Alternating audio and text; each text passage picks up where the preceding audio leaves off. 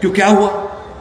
अभी चुनाव करने से तो सिंगल टायर विलेज कमेटी होगा और 125th अमेंडमेंट बिल अगर पास हो जाए पार्लियामेंट में তাহলে তো ত্রিস্তরীয় ভিলেজ কমিটি নির্বাচন হবে। ত্রিস্তরীয় মানে হচ্ছে ফান্ড ফ্লো বেশি হবে, রাং বেশি যাবে, পলিটিক্যাল এম্পাওয়ারমেন্ট হবে, সামাজিক দিক দিয়ে তারা নিজেদের কারো শক্তি অর্জন করবে। সোশিও ইকোনমিক পলিটিক্যাল এম্পাওয়ারমেন্ট যে সত্যিকারের মূল মন্ত্র হয়ে থাকে কোন রাজনৈতিক দলের। ইউ হ্যাভ ওয়েটেড লং, আপনারা অনেকদিন অপেক্ষা করেছেন, ওয়েট করুন। Let us put mount pressure upon the central government to implement 125th Amendment Bill, which was introduced in the Parliament in 2025th of March, 5 March 2020 সালে। কংগ্রেসের যে স্বপ্ন 125তম সংবিধান সংশোধন বিল, সেটা পার্লামেন্টে উত্থাপিত হয়েছে বিজেপি সরকার দ্বারা। 5 বছর পেরিয়ে গেল, কতখানি আদিবাসী বিরোধিতা মানসিকতা এদের। 5 বছর পার হয়ে গেল, এই বিলটা এখন প্রায় মৃত, আবার রিইন্ট্রোডিউস করতে হবে পার্লামেন্টে, তারপরেই পাস চলবে। তাহলে কি জবাব বন্ধুরা? যারা बीजेपी करो तिप्रासा जाति गोष्ठीर प्रत्येक लीडर का क्या मैं ये सवाल पूछ सकता हूं? जवाब मांगिए इनसे कि हमारा अधिकार, हमारा विलेज कमिटी, त्रिस्तरीय विलेज कमिटी জন্য সোশিও ইকোনমিক পলিটিক্যাল এম্পাওয়ারমেন্টের জন্য 5 মার্চ 2020 পার্লামেন্ট মধ্যে যে বিল উত্থাপিত হয়েছে কংগ্রেসের প্রেসারের প্রেক্ষিতে, এটা কেন এখনো পাশ করা হলো না? কিছুদিন পূর্বে আমাদের ডেপুটি লিডার গৌরব গগৈ পার্লামেন্টের মধ্যে উত্থাপিত করেছেন যে क्या हुआ 2020 5 मार्च को आपने ये बिल इंट्रोड्यूस किया 125th अमेंडमेंट बिल, काहे को इतना दिन लग गए इसको पास करवाने में? अभी तो नूतन এখন पार्लियामेंट আবার এসে আবার নতুন ভাবে इंट्रोड्यूस করতে হবে। करवाओ।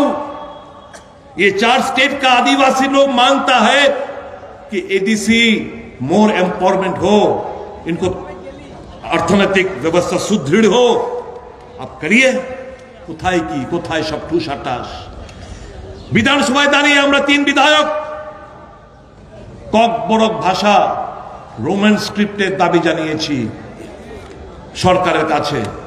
খুব কষ্ট লাগলো যেদিন যে ওই আঞ্চলিক দলের যারা 13 জন বিধায়ক, মন্ত্রী সহ 13 জন বিধায়ক এই ডিমান্ডটাকে একজন দাঁড়িয়ে সমর্থন করলেন না। मतलब बाहर में टीएसएफ द्वारा गांधी स्टैच्यू के सामने play card Kokborok Roman स्क्रिप्टे Kokborok भाषा के रोमन स्क्रिप्टे ककबरक भाषा আমরা চাই, रोमन स्क्रिप्टे ककबरक भाषा चाই। तो मैं तो सवाल उठाया, मैं तो दावी रखा आपके पक्ष, तो क्यों आपका तिप्रासा का तो 13 बंदा है जो आप लोग के वोट द्वारा निर्वाचित होकर विधानसभा में प्रवेश किया, वो हमारा मांग को क्यों समर्थन नहीं किया? क्या आप लोग नहीं पूछेंगे? क्या पूछना पड़ेगा, जिज्ञेस करबेन एদের। আচ্ছা, কিছুদিন আগে এখানে জেপি নাড্ডা সাহেব গত পরশুদিন ঘোষণা দিয়ে গেছে, আমি এগুলো যাই না, এসব জুমলা। 10ম পাস করলে স্কুটি পাইব কইছে না? সাংবাদিক বন্ধুদের আমি জিজ্ঞেস করতে চাই, বাইরে बोर्ड कइसे 12 कइसे ना 10 तो बोर्ड कइसे। बोर्ड में जो पास होगा तो सब तो 10th का से बोर्ड मतलब तो 10th भी बोर्ड है, 12th भी बोर्ड है। 12 क्लास का उच्चारण नहीं हुआ, जब बोर्ड एग्जाम जो पास होगा स्कूटी मिलेगा। तो 10 तो बोर्ड 16 বছরে 10th ক্লাস পাস করে 16 বছরে স্কুটি দিব, চলাতে পারবো নি? এমন জুমলা ঘোষণা অনেক। চিফ মিনিস্টার এবং দিদেন খাদ্যমন্ত্রী না, এখনো বোধ সরি এখনো খাদ্যমন্ত্রী রেশনের মাধ্যমে মশলা, চা, তেল, সরষের তেল, বিভিন্ন মশলা, ঘি, টি কত কিছু অ্যানাউন্সমেন্ট করছে না? আসেনি হলে ব্যবস্থাটা এখন পাননি। ত্রিপুরাবাসী যারা রেশন থেকে জিনিসপত্র নেন জিজ্ঞেস করতে চায়, পা বন্ধ। কারণ কারণ কি জানেন, আমি এখানে এই জায়গা তো খাদ্যমন্ত্রীর দোষ দিব না, তিনবার ফাইল গেছে, তিনবার ফাইল গেছে ক্যাবিনেট থেকে টার্ন ডাউন হয়ে পড়ে। কারণ কি জানেননি, সরকারের 1 টাকাও লাগে না কিন্তু। তাহলে ফাইলটা ফেরত হয়ে গেলে ক্যাবিনেট থেকে, কারণ ক্যাবিনেটের আগে ওই বন্ধুর কাছে যাওয়ান লাগে।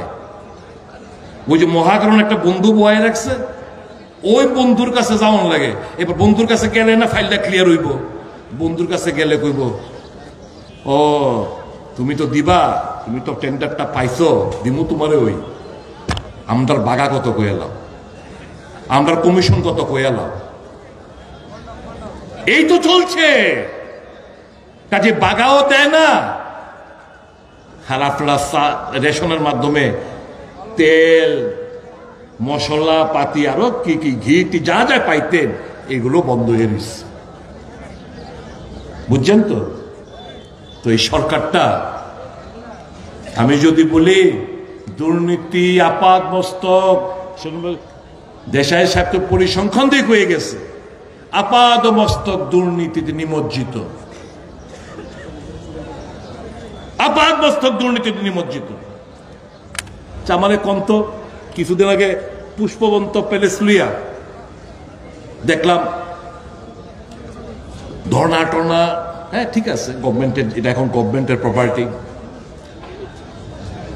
যারা করছে এটা আউট অফ ইমোশনাল ডিমান্ড করছে, স্বাভাবিক, এটা আমাদের ইমোশন জড়িত এতে। কিছুদিন আগে দ্রৌপদী মুর্মুরে দিয়ে আইন না একটা মিউজিয়াম করার জন্য টাকাও স্যাংশন করা হয়েছে। হঠাৎ কইরা এই সাংবাদিক শুনো, হঠাৎ করে এমন কি তো পরিস্থিতি হলো যেটা তাজ দিয়ে দেওয়ার লিগে আমাদের রাজ্যের মধ্যে সত্য করে হেরিটেজ লাইক প্রপার্টি আর কি আছে, হেরিটেজ প্রপার্টি কি আছে? একটা হচ্ছে রাজবাড়ি, ইউনেস্কো দ্বারা স্বীকৃত হইল গিয়ে ওই যে আমাদের ওই 15 কোটি, ঠিক আছে, রাজবাড়ি, পুষ্পন্ত প্যালেস, এটি তো মানে হেরিটেজ লাইক, স্বীকৃত না, হেরিটেজ লাইক প্রপার্টি গভর্নমেন্টের। কয় জয়পুর থেকে আরম্ভ করে বহুত রাজরাজার মহলগুলো 7 স্টার 5 স্টার হোটেল করছে। তাহলে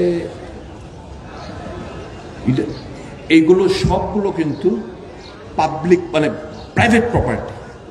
আমার সাংবাদিক বন্ধুদের কাছে আমার নলেজ আমি এনরিচ করতাম চাই, আমার একটা প্রপার্টি দেখান গভর্নমেন্ট প্রপার্টি সারা দেশের মধ্যে হেরিটেজ প্রপার্টি